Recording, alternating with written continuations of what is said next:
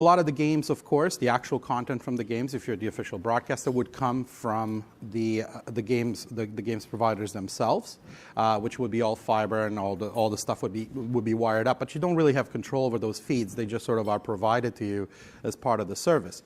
However, there's a lot of other broadcasters that like to cover some of the games because Canadian athletes do well in the Winter Olympics. We want to cover that. We want to show that. And we want to show a little Canadian flair whenever we get a chance to interview them. So to do that, various broadcasters set up local studios, and we had to actually end up providing them with local kit, local gear, local support. So what we do is we fly a contingent over to the environment that we're dealing with.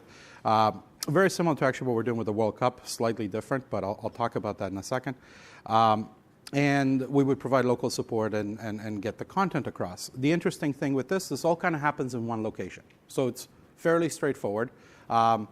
The content is within the village, within the area. So the most you would have is you would have a couple of our mobile transmitters that you would go on site or a mobile phone that would basically take that content, bring it back to the local production environment and send it back. So it's not very spread out. It's not very, in many locations. The other thing that's interesting about this, it's not huge level of crowds. Because the events are so spread out and there's so many events happening at the same time, you don't get a huge contention on your wireless network. So these type of events is where you don't have huge crowds, and these environments, cellular is ideal for it. Now, going from a no crowds to a crazy thing, that's the royal wedding. So when you're dealing with 1 million people or close to that in a little city called Windsor that absolutely is overflooded by people and cell phones, nothing will work in the cell phone world. So you think about traditional stuff, like satellite and fiber, etc. Oh, one little thing about previous content, we actually didn't use fiber to transmit back, we used the public internet. Why? Because it's cheaper, it's easier, it's more affordable, it's easier to get. Our technology has advanced enough, this live streaming environment, that you can start doing low latency over the internet streaming. And that opens up a whole nother category of cost level, because at the end of the day, we're all pressured by cost. I mean, production costs have to come down, and that is the world we live in. But quality of content has to go up, and quantity of content has to go up. So that's always the challenge. So a little bit about the royal wedding. What we did here was actually very interesting. We combined cellular and satellite as one. Why? Because that's cheaper. So if you just use satellite, it would be very expensive. So it's a traditional method. You would set up, you'd actually call somebody and you'd say, hey, I want 15 minutes of transmission, or I want the whole day. You would pay an arm and a fortune for that. That's typical costs. And you'd have to make sure you book your space, make sure that it's available to you, so you have to plan it well ahead in advance. And, you know, with an event like Royal Wedding, that's fine. Let's say the Leafs win the Stanley Cup in 2070, then we're going to have to actually set up an actual streaming environment on the fly with people parading around Toronto, and that you would know a day before, 2 days before. So you have planned events and you have unplanned events. This one is a planned event, so you get a chance to go find a rooftop, which you would set up an environment, and this is the kind of stuff we did over here. So for a couple of TV broadcasters, we had set up those little dishes. They're very small, they're about 60 centimeters. And they were giving you about 5-6 megabits per second in transmission. But that was dedicated if you ever needed it. And the way it ended up being charged is only for what you use. They end up being on the satellite 24/7, but you didn't pay for that. So it was available to you, but you didn't have to pay for it. Unlike traditional stuff where you would always have to pay for it, whether you use it or not. So that's a huge difference in consumption of satellite services. It hasn't been done really until last year. So the other thing that gets used like that is a little thing called a BGAN that some of you are familiar, but you'd have to be probably a little bit older age these days to actually have dealt with that in Iraq and other places where you would walk in, you got a little box like this, you turn it on, it barely gets you any bandwidth, it's about 650 kilobits per second, and you're trying to get video out of your piece, of your 2-minute piece, and you'd wait 20 minutes or 30 minutes to move that video across. And it's very archaic, but it works. When you go into places where there's nothing, that's your only option. So one of the things that this product we've been working on for the last 2 years with our partner Intelsat to actually completely replace BGAN. So what we're doing is that doesn't fit to the BGAN because BGAN is still smaller. So we have a product that's coming out shortly hopefully later this year, if not early next year, that is this size, that will replace the BEAG. And it doesn't do 650 kilobits. It will actually give you 10 megabits down, 5 megabits up. When you start doing 5 megabits up, that's a full HD video stream that you can put across. And that changes the game quite significantly. So you can go into Syria and cover a war zone with a significant amount of throughput. And that is a complete game changer from the capability and the availability. Plus, again, you don't have to book, you don't have to call. You literally just turn it on, and it's available to you. But a little bit more about the Royal Wedding. So one of the things that we did, this actually took some preparation because, again, it was a fixed environment. We knew about it. So obviously, as you can see, we had set up tables, multiple transmission paths, multiple folks, multiple stations, all running in the same rough area. And good news, went off without a hitch. So when we talk about the World Cup, it's a little different because, unlike the Olympics, the stadiums are 80,000 people. So those will be potentially full, especially towards the final for sure. And so now broadcasting on in and around the stadiums, it's a very difficult thing to do with cell. The second part around it is, so one of the guys we're working on was Being Sports on this. So Being Sports is based out of Doha, and they want to cover live flavor during the game while they're transmitting the live event. So with other words, let's say Portugal is playing, so they would like to have some Portuguese environment and have that live. So they've set up two environments, one in Paris and one in Russia, in Moscow. And they will be receiving all the content at the same time in both those locations. So that's what we use for our multi-point. For example, you take one piece of video, we split it across, and you receive it in two locations at the same time. The reason why it's important to receive it at the same time, so they're somewhat in sync. So when you do cuts and switches, it actually doesn't feel like it's a different piece of content. So what these guys are looking at doing is running an additional 16 different countries in a matter of 3 weeks to actually cover additional content a couple of times. So there's like Germany, Portugal, we got an Argentina, Brazil shot, and they're actually bringing all that content back in from all the different world into those two locations. They're going to mix it all in, produce the content, and send it out. So where I'm sort of going with this is what I'm learning, the content is becoming way more dynamic than it used to. And you have to be in way more locations. The sources have to come from more things. One of the things that they absolutely love is the mobile app, because that adds additional to their fixed location that they will set up in a bar or in some sort of iconic area where they're hoping people would watch it outside. Because what happens during the World Cup, a lot of times local countries will set up viewing parties. So you would go to a viewing party, you would set up, and you would get content from there. In addition to that, they want to have one or two mobile journalists running and adding mobile video to this. So they can add cut and flare from different angles, different perspectives, different fan reactions when the games are happening. So when you start adding these kind of complexity, it adds things like latency into the mix. That's very, very important. So that's the reason one of the things that we worked on very hard is to kind of get it down to about 800 milliseconds. And now actually we're working on getting down below that to about 500 milliseconds or lower. So when you start reducing latency, you can cut, move in and out fairly quickly. So as I said, the dynamic environment of this is changing quite a bit. So a product that we've put together, as I mentioned, is CellSat. So CellSat, again, it combines at the same time physical infrastructure, like your landline or your cellular data, together with the satellite without booking it. And the way we do that is we actually wrote a bunch of software that sits on the Intelsat network, which is the satellite provider, and it allocates capacity when it's necessary. So it looks at what the cell network is doing, and let's say you're trying to get 5 megabits per second, you want to get an HD shot, but the cell network can only give you 2. Well, the system automatically will go on the back end, and it will align 3 megabits from the satellite to your receiver to give you the additional 3. Now, the other thing that's weird about the cell network is all of you have driven down the highway and you've lost a phone call. That happens on a regular basis. That means it varies. It varies in bandwidth. So when it varies in bandwidth, while you got the 2 megabits initially, you may not get that about half a second later. So what we do is we measure that, and we realize we need more. So let's say we go down to 1 megabit. So now we go on the back end and we go down to 4 megabits. We increase the satellite to 4 megabits. And we're able to do that in real time. We're actually the only company in the world that's doing this in real time. So, and We're actually quite excited because Intelsat is very interested in increasing this towards their entire fleet. So what's their entire fleet? It's 54 satellites, number one. Number two, they're partnering up with a company called OneWeb. So in the satellite world, there also is innovation. And the innovation that's in the satellite world is this concept of a constellation in space that's much lower orbit than these satellites. So these satellites is 36,000 miles. The problem with being sitting at 36,000 miles, that's called geostationary because it sort of sits there, and as the Earth moves, the satellite moves, right? So it's sort of always above the same spot.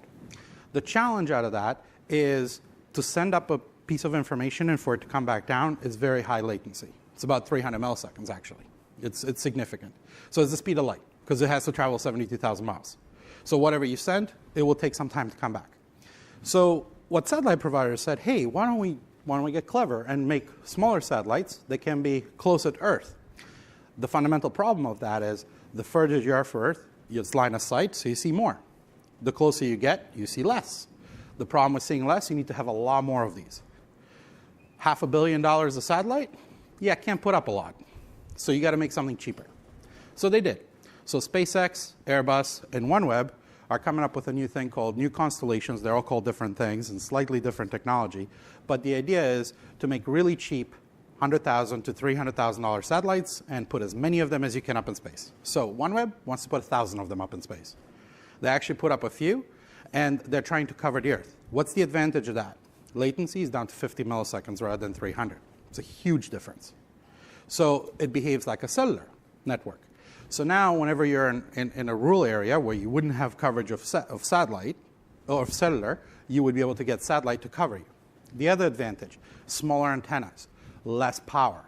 So it actually, the economics change quite a bit on the end device on how you can communicate. Now, you may say, well, this is kind of a pipe dream, so because people are talking about this, and it's going to be 2021, 2022 before these constellations will be actually up and running. Of course, SpaceX says it's going to be tomorrow, but it's going to take some time, no matter what. The technology is not quite there yet. So as much as I respect Elon and what they're doing and crazy stuff, they will still, it's kind of like a Tesla, right? You buy one, it takes 2 years to receive it. So this will take a couple of years later after they say. So it's about 2021. So the interesting thing with this is our technology combines the geostationary satellite with these little satellites that constantly move. Because the other problem that happens, the closer you're to Earth, you can't be stationary. So these things have to move in order to stay out of orbit, because otherwise they come and crash to Earth, right? Well, they wouldn't crash to Earth. They would just burn up in the atmosphere. But they would still come crashing, and you would lose them. So what they have to do is they have to keep on spinning. Think of a coin that you move around a circle, right? The faster you move it, the more it pushes it out. So they have to run at a certain speed to actually be outside of the not crashing towards Earth, to be able to escape gravity on a regular basis. So because of that, the deployment is quite complicated, and the technology is very difficult. But there's different purposes. So if you think about little satellites, they can do transmission back and forth. And bigger satellites, they can do things like updating your cars, because they can see 2 million cars at once. The little satellite can see only 100 cars, because it's much lower area that it can cover. So those are sort of different type of applications. So one will not answer all questions, and therefore you have to combine them. When you talk about combining, that's sort of what our core technology does. In addition to this, the technology is still line of sight. So you still need to cover cellular networks, you still need to cover tunnels and those areas. So that's why it's very important to have the flexibility to cover satellite, LEO, low Earth orbiting, geostationary, and cellular at the same time. So that's what this product is sort of intended to do, and it's intended to actually make your life easier from a news gathering perspective, because it's always available. It's a complete different way of buying satellite capacity. In the past, you would purchase a full transponder, and a transponder would cost you $2 million, and you would use it 10% of the time. So that's the challenge out of that. So what we're trying to do is trying to take the same transponder and get the usage up to 40–50% of the time, because it's shared, because not everybody will use it at the same time. And the cool thing, the way we handle peak capacity, because we offload it to the ground station, it's a very unique environment, because now the offloading does not eat up the satellite. So that helps quite a bit. So again, when do you use CellSat? When you have cellular congestion. So again, when the Leafs win the Stanley Cup 2070, we'll be using CellSat. When you're dealing with poor cellular coverage, so in a rural area, we need to cover this, so you have a blend of stuff. you would use this type of technology. And when things like the royal wedding happen in a mission critical environment, we just don't want to take the risk, so you'll always have it on. It is more like an insurance policy than anything else. So what this takes me to is the next part. All this, the reason why we're doing all this is because whenever you're covering content, you need data. So you need two things. You need people and data these days. So the challenge with the news and the way it flows, you have to have people everywhere, which you can't. So you have to rely on other folks to come in and help you out, freelancers typically. And you also need to have connectivity. Without connectivity, you can't get your video, so you can't have images. Well, that's kind of a problem because that's the business we're in, or audio. So with this technology, what we realized that it's a very important thing to have data pretty much every time you want. One of the things that is out there, so people that provide data, at home, you would have a Linksys router potentially that takes your Rogers cable, you plug it in, and then you've got your Wi-Fi at the house.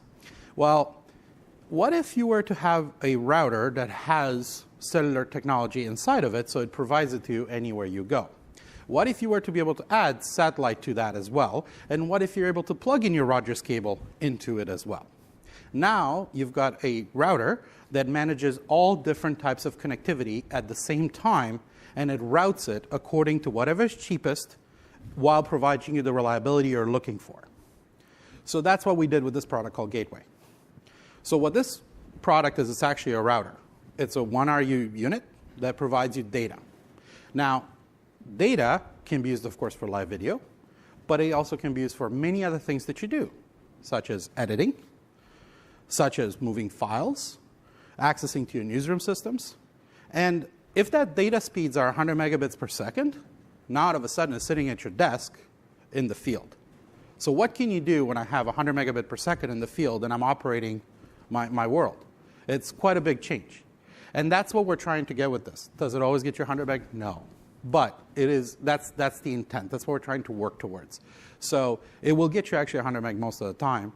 So these units are actually currently running on the Ontario campaign buses, and I've been testing them thoroughly for the last few weeks, because all the reporters, for example, on the Liberal bus, the Conservative bus, they're all actually, well, there's no Conservative bus, but anyways, I won't even get into that.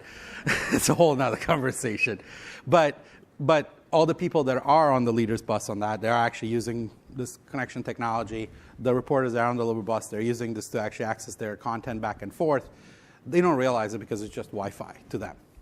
But the technology in the background provides them much faster speeds than they've ever had. The interesting thing is they've moved over 2 terabytes of data in a matter of 3 weeks.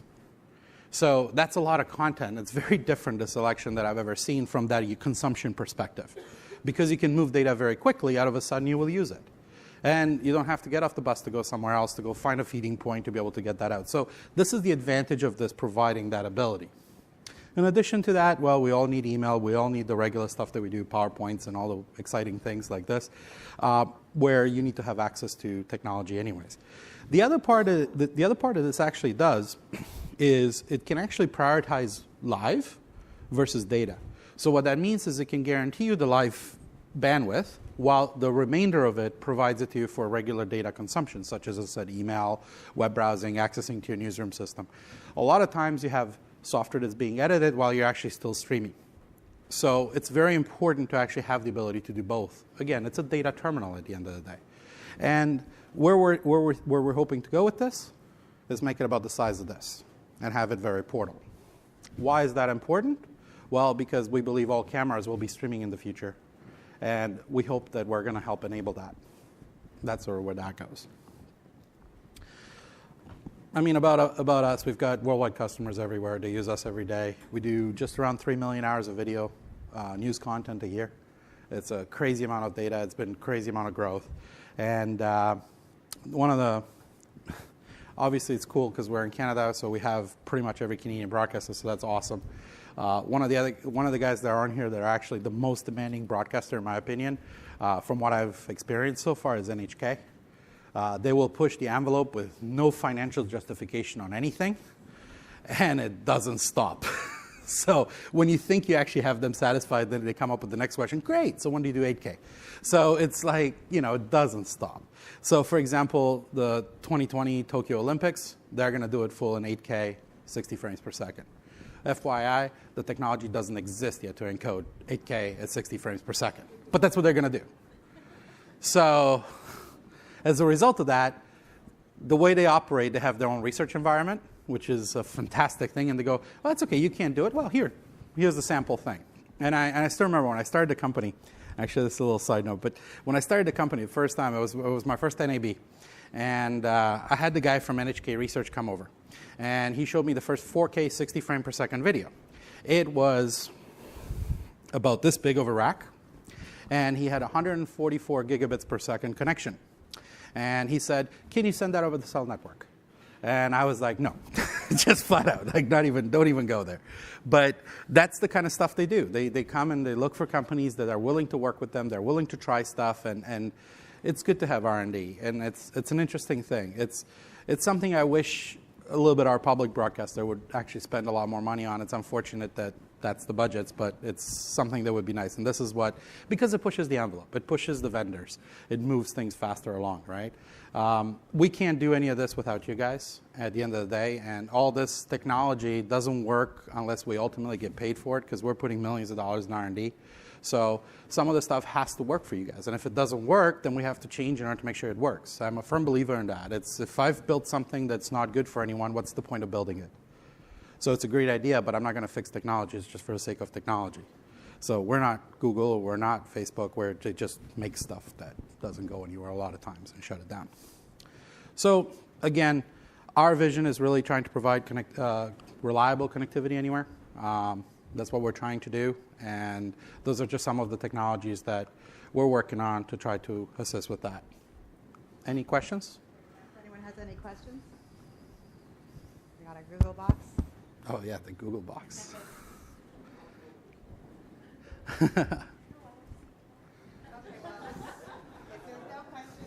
Oh, hey, Scott has got a question. Let's throw it. There we go. Well done. That's what it is. That's what it's for. Last time you talked about those smaller satellites that were going to be up, and one of the things you mentioned was that Chimera antenna. One of the auto companies was going to start producing them on flat panel. Right. So, are we any closer to that? So it's interesting. So that's a really cool company. So it's called Chimera, Kymeta, and what they did is they created a flat panel terminal that's based on LCD technology to actually transmit satellite signals back and forth. The idea on that is that you can actually shrink it and make mass production, because one of the biggest problems with satellite is the access technology. If some of you guys know and you've ever done a satellite truck, you're looking at $50,000 to put up a dish, a buck, and just the hardware to be able to get on the satellite. It's a very expensive proposition. So you can get cheaper, but I mean, that's usually what the typical sat truck would be. If you're going to go with a flyaway, you can probably be in a much more expensive side or much cheaper, depending what you go with. So what these guys have done, they've taken Samsung's LCD production line. They've changed the liquid crystal display, the stuff that actually goes inside the LCD, the actual chemicals, and they call it metamaterials. And what they're like little grains of rice. And what happens is when you put current on them, when you put electricity, it changes sort of the direction of the grain of rice. Now, what happens if you get many of these together, they create like a little 3D hologram. You can't see it, but if you would be able to see it, it'd be sort of like a little 3D hologram, and it tracks a satellite. And it sort of sends a signal. It puts the waveform right into that. It's really phenomenal technology. It's a 68 centimeter antenna, and they've done it around 30K. Now, they're working with Toyota to try to deploy this across all their cars. And what the idea is to actually shrink it, and they actually have a PO for this, and they're trying to deploy it. They got to hit it for 2021. It was interesting. I just saw their financials. So the chairman is Bill Gates. They just raised $73 million a few months ago. They put $200 million in this technology because they believe they can make satellite accessible at a very cheap cost. And the idea is to make it an $1,100 terminal that sits on top of a car that includes the modem and everything, which is a radical shift from satellite access technology. And as I said, those little satellites that are kind of coming over your top, the smaller ones, the LEOs, they move very fast. So one of the things you need to do, you need to have tracking technology to be able to track them. So as a matter of fact, they just released their larger terminal, so it's actually available for sale. We've installed a few of them, and we actually have integrated our software with it. It's pretty cool. The challenge out of it that comes with it, so it comes with good and bad. The bad thing is the fact that it's not very efficient. So it doesn't use the capacity very efficient. So therefore, the cost on the back end is very high for us. But we hide that with basically contending it. So with other words, we put many of the terminals on there. So the problem with it, the result that you end up seeing, is you don't get to see very good live connectivity. For live connectivity, it actually eats up a lot of capacity. But for spurry email type traffic, zero problems. So that works very well. So we've done a test in the US. We get about 4 megabits down, 2 megabits up, which is not bad. But the 2 megabits, to give you guys an idea of comparison, eats up about 4.5 times the capacity that the $50,000 dishes would do. So now you got a $500 million satellite, and you're eating up 4.5 times its limited resource versus the other technology. So the cost on the other back end is actually a lot higher. So that's the part we're trying to optimize now. And actually, it's not us. It's another company called NewTek, a bunch of really, really smart folks that work in the satellite space. And what they're doing is they're changing. So a lot of these things, so whenever we talk on our cell phone, we don't think of this, but what happens is there's a certain type of waveform, like the way it comes off of your antenna, that ends up talking to the tower. Well, it's the same type of thing that happens with a satellite going back and forth. And different types of waveforms go better or worse through the atmosphere. And it's about how do you create those waveforms to actually be much more efficient. And that's something that NewTek, this company out of Belgium, has been working on. They're trying to improve it. So I'm hoping to improve that by about a factor of 2 within a year. That's what they're doing. But again, these guys have invested over $200 million to get here. They're going to keep on finding money and keep on raising. It's not an issue. Again, with Bill Gates on as a chairman, it's fairly easy to actually find money, ironically enough. It's not just him writing the check. It's other people that would easily follow him. And these guys' technology is transformational. But again, we have it actually, it's working. And the first applications are Department of Defense type applications because what they call it is land mobile. So you're sitting on land and you're moving around, or the super yacht where you need to have connectivity because you can put 4 of these things on there and actually increase efficiency. But when you think you're at sea and you're moving around all the time, these things look a lot slicker than the traditional type domes that would be on there, right? So yeah, guys with super yachts, they don't care about technology or cost. They care about how it looks. It's very important. As a matter of fact, there was a very interesting, really quick story. So a particular prince, I'm not going to name who, because a friend of mine was building their yacht. They built the yacht. The guy shows up in jeans and T-shirt and goes, "I don't like those lifeboats. They can't be seen by anyone. I want them hidden. I have to rebuild the entire deck." So they rebuilt the entire deck because they hid the lifeboats. So again, different problems. First world problems, and then there's that. I don't know. It's just a whole different thing. Any other questions? Cool. Well, thank you very much. Thank you very, very much. I also want to thank Dejero for allowing all of these sessions to be streamed live on Facebook and on YouTube. And they all exist on our website as well. So if you have to watch this presentation about a dozen times so it all sinks in, and share with your colleagues, it's all there. So please do pass it on to your colleagues in your newsrooms. Thank you once again. And we'll take a 5-minute break? Yeah? And then back in here.